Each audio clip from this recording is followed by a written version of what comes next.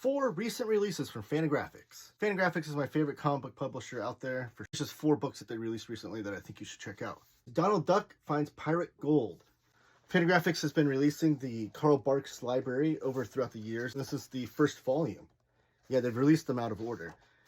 But this is volume 1. So this is the earliest of the Carl Barks strips, which are just amazing adventure and humor strips for all ages. And when I say all ages, I mean all ages. Not just kids, but also adults can enjoy these. There's so much fun, and the cartooning is amazing.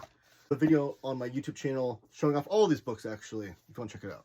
Moon Prince by Kevin Fraser Much. Speaking of adventure, this is high adventure in the best way. On the back of the book, Ezra Clayton Daniels describes this as Winsor McCay meets Frank Herbert.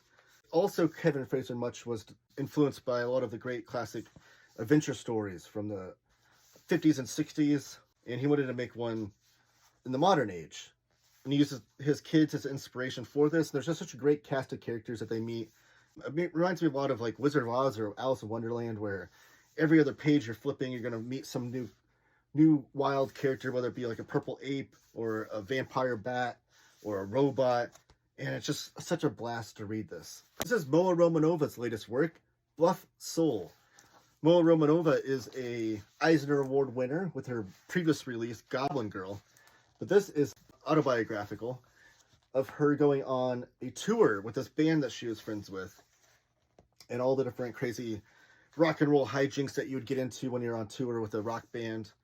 But then it devolves into this spinning, winding story about Moa going through and having to revisit the traumas of her past and confront those based on the feelings that she's going through currently while on tour.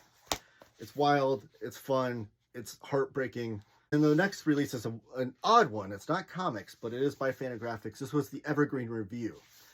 I love 1960s history and culture, counterculture, which is where counterculture really thrived, was in the 60s. From 1957 through 1973, there was this magazine called the Evergreen Review that would have all these essays and things from like Allen Ginsberg, Bob Dylan, the Beatles, everything to do with counterculture from the 60s, hippie culture, anti-war culture, a lot of important things happening in history during this time where people are finally speaking out against things that the government was doing. This book includes all of the best essays and articles, as well as a present-day oral history with some of the staff members of the Evergreen Review that worked on the Evergreen Review at that time.